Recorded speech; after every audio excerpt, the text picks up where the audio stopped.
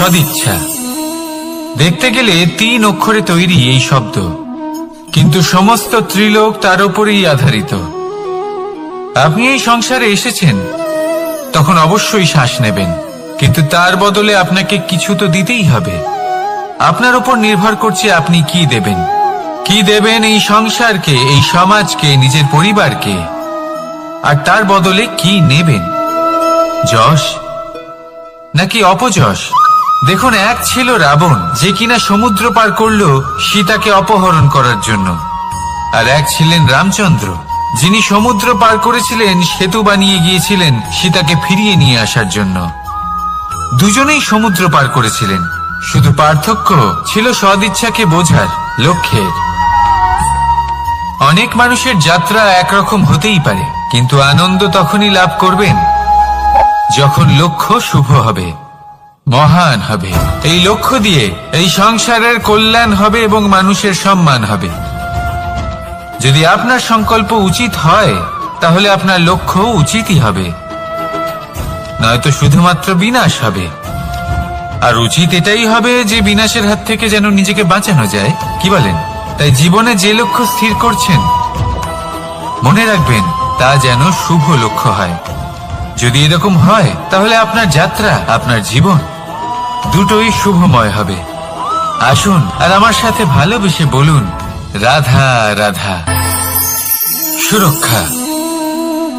এই সুরক্ষা আসলে কি? এটা কি কোনো কবচ নাকি কোনো সীমা? এই সুরক্ষা আসলে অন্য কিছু। আমাদের মাতা পিতা, আমাদের প্রিয়জন, আমাদের বন্ধু, এই সমাজ, আমাদের শুভাকাঙ্ক্ষী, আমাদের আত্মীয়, এনারা সবাই আমাদের জীবনে কোনো না কোনো ভাবে সুরক্ষা দিয়ে থাকেন, একটা কবচ দিয়ে থাকেন কোনো না কোনো রূপে। কিন্তু দেখতে গেলে আমাদের পরাক্রমের পথে, আমাদের বীরত্বের পথে, আমাদের সাহসের পথে এই সুরক্ষাই সব থেকে বড় বাধা হয়ে দাঁড়ায়। একবার ভেবে দেখুন, যদি আপনি কোনো সুরক্ষাই না পান, বা যদি আপনি এই সুরক্ষা ভেঙে বাইরে আসতে পারেন, তাহলে আপনার বীরত্ব চরম সীমায় পৌঁছে যায়। কেন? কারণ তখন আপনি জানেন যে এই সংসারের সম্মুখীন আমাদের নিজেদেরই হতে হবে। আপনি বুঝে যান যে শত্রুর সম্মুখীন এবার নিজের বলের দ্বারা, নিজের পরাক্রমের দ্বারা, নিজের সাহসের দ্বারা করতে হবে। আর তখন আমাদের মনের মধ্যে এই শক্তি জাগ্রত হয়। এই শক্তি অন্তরেই বসবাস করে, শুধু এটা চিনে নিতে হবে, একে জাগ্রত করতে হবে। আর এটা সুরক্ষা ভেঙে যাওয়ার পরেই সম্ভব হয়। আর যারা নিজের শক্তি সম্পর্কে জানেন, যিনি নিজেই জানেন তিনি কতটা শক্তিশালী, তিনি নিজেই নিজের সুরক্ষা কবচ চিরকালের মতো ভেঙে ফেলে দেন, ঠিক কর্ণের মতো। আর তারপরে দেখুন, আপনার পরাজয় হোক বা বিজয়ী হোক না কেন, সেটাই অনেক বড় হয়, সেটাই প্রশস্ত হয়ে থাকে। সেই জন্য ত্যাগ করুন নিজের ভয়কে, নিজের আশেপাশের এই সুরক্ষা চক্রকে ভেঙে ফেলুন, আর সম্মুখীন হন এই সংসারে, নিজের শত্রু সম্মুখীন হন। পরাক্রমের এই অঙ্কুর, তা অঙ্কুরিত হওয়ার জন্য বীজের উপরের এই কবচ, এটা ভেঙে যাওয়া অতি আবশ্যক। আসুন আমার সাথে ভালোবেসে বলুন, রাধা রাধা। যখন আমরা হাঁটতে থাকি আর আমাদের পায়ে কাঁটা বিঁধে যায়, তখন মুখ দিয়ে আহ বেরিয়ে আসে, কান্না চলে আসে, আর অনেক সময় অভিশাপও বেরিয়ে আসে। কিন্তু আমরা কি কখনো এটা এইভাবে দেখেছি, এইভাবে ভেবেছি যে আমরা যে পথে চলেছি সেই পথে কাঁটা বিঁধেছে, নাকি আমরা সেই পথ নির্বাচন করেছি যাতে শুধুই কাঁটা রয়েছে? নাকি আমরা এভাবে ভেবে দেখেছি যে এই কাঁটা আমাদের কষ্ট দিতে এসেছে, নাকি এটা আমরাই বিছিয়ে রেখেছিলাম? সাবধান থাকা উচিত ছিল, কারণ কাঁটা বিঁধলে যন্ত্রণা হবে, চিৎকার করে ফেলতে পারি, মুখ থেকে অভিশাপও বেরিয়ে আসতে পারে। কিন্তু এই অভিশাপ শুধুমাত্র আমাদের তরফ থেকে অভিশাপ হয়, সামনের ব্যক্তিটির ওপরও নির্ভর করে। এবার সেই ব্যক্তি যদি এমন হয় যে ফুল আর কাঁটা এই দুই সমানভাবে গ্রহণ করতে পারে, তার কাছে অভিশাপও বরদানে পরিণত হয়। শেষ পর্যন্ত ব্যাপারটা দাঁড়ায় ভাবনা, চিন্তা, দৃষ্টিভঙ্গির উপর।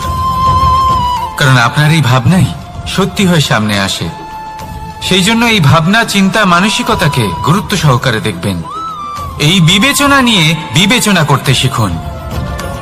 আমার কথার অর্থ হলো যে জীবনে যখন এরকম কিছু একটা ঘটবে তখন ভেবে দেখুন যে এরকম কেন হলো। আপনি কি এমন কোনো কর্ম করেছিলেন যার কর্মফল এটা? এমন কোনো কাজ যা অনুচিত ছিল, অসত্য ছিল, যা অভদ্রতার কারণ ছিল? ভেবে দেখা প্রয়োজন। দেখুন, ইচ্ছে হলো আপনার যে আপনি কি করতে চান। ভাবনা আপনার, সত্য আপনার, জীবন আপনার, সিদ্ধান্ত আপনার। আসুন আর আমার সাথে ভালোবেসে বলুন, রাধা রাধা। সময়। এই সময় আসলে কি? এই সময় একটা সরল রেখা তো কখনোই নয়। সময় হলো একটা চক্র, যেখানে এর আদি সেখানেই হলো এর অন্ত, আর যেখানে তা শেষ হয় সেখান থেকেই তার শুরু হয়। এই সময় একটা অত্যন্ত বিচিত্র চিন্তা, বিচিত্র ভাবনা, একটা বিচিত্র বস্তু যা কেউ বুঝতে পারেন না। এই সময়ের লীলা। এর কোনো প্রমাণ নেই, কোনো জ্ঞান নেই, কোনো পরিমাপ নেই। শুধু এটুকু আমরা জানতে পারি, যেখানে শেষ হবে সেখান থেকে একটা নতুন সূচনাও হবে। যা আজ আপনার কাছে আছে কাল অন্য কারোর কাছে যাবে, তারপরে তার কাছ থেকেও অন্য কারোর কাছে যাবে, তারপরে তার থেকেও ছিনিয়ে নেওয়া হবে। এই নিয়তির একজনের কাছ থেকে অন্যজনের কাছে আদান প্রদানের এই সময় হলো আপনার সময়। এই সময়ের সদ্ব্যবহার করুন, এই সময়কে বাঁচুন। আপনাকে শুধু এটাই সুনিশ্চিত করতে হবে যে আপনি কোন পক্ষে আছেন। আর সত্যি বলতে কি, আপনার জীবনের পরিণাম নির্ভর করে আপনার নির্বাচনের ওপর। আপনি কোন পক্ষ নির্বাচন করছেন। তাহলে মনে রাখবেন, জীবনে সেই পক্ষই নির্বাচন করবেন যা চয়ন করার পরে আপনি সুখ অনুভব করবেন, আপনি সন্তোষ লাভ করবেন, প্রসন্নতা লাভ করবেন। আর আমি এটাই সুনিশ্চিত করব যে এই পক্ষ যেন শান্তির পক্ষ হয়, এই পক্ষই যেন প্রেমের পক্ষ হয়। তাহলে চিন্তা করবেন না, আর আসুন আমার সাথে ভালোবেসে বলুন, রাধা রাধা। মানুষ সুখী জীবনযাপনের প্রতি এতটাই অভ্যস্ত হয়ে পড়ে যে একটা ছোট্ট সমস্যা এলেই সে সবার থেকে সাহায্য চাইতে শুরু করে দেয়। সে সাহায্য লাভও করে এবং সেই সংকট থেকে সে বেরিয়েও আসে। কিন্তু এই সাহায্য কিছু মুহূর্তের, আর কিছু মুহূর্তের হলো এই দুঃখ। এই দুই মুহূর্তের সাহায্যের জন্য আজীবন আপনি তার কাছে ঋণী হয়ে থাকেন। আর মানবিকতার খাতিরে আপনার মনে কৃতজ্ঞতা জেগে ওঠে। আর সেই কৃতজ্ঞতা বোধ হলো যে আপনি কখনো সেই ব্যক্তিকে ছাপিয়ে যেতেই পারবেন না।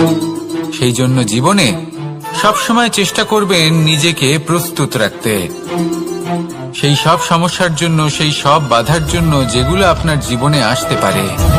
ততক্ষণ সাহায্য চাইবেন না যতক্ষণ না অন্য কোনো পথ না থাকছে। সাহায্য চাওয়া অনুচিত নয়, কিন্তু সাহায্য চাইলে এবং সাহায্য পেলে আপনি আজীবন কৃতজ্ঞ এবং ঋণী হয়ে থাকবেন।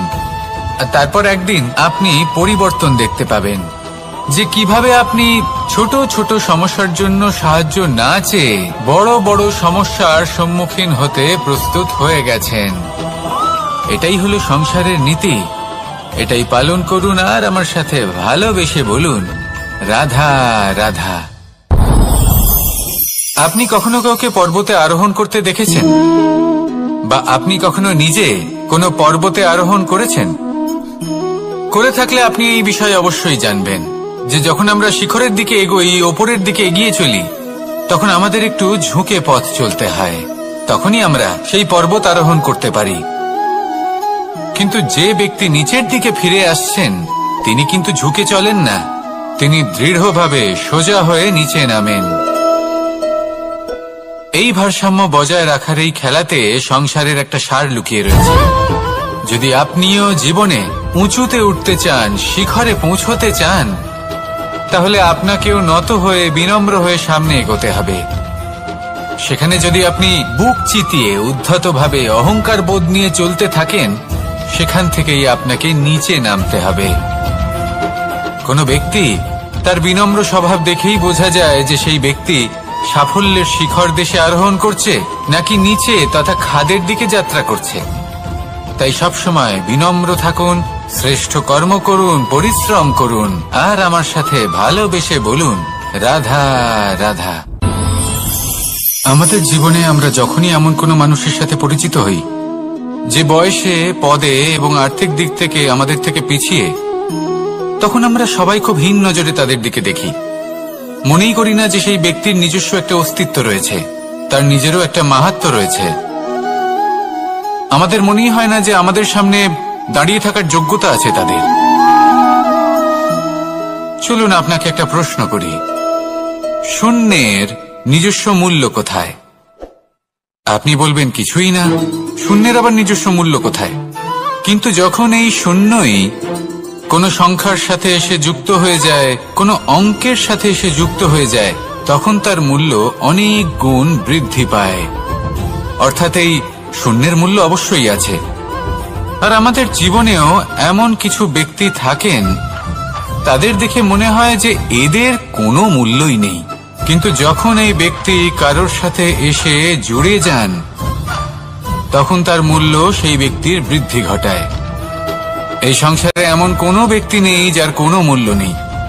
যদি আমরা ধনুকের কথা বলি, তাহলে তার জন্য একটি দড়ির প্রয়োজন হয়, যেটি প্রত্যঞ্চা হিসেবে ব্যবহৃত হয়।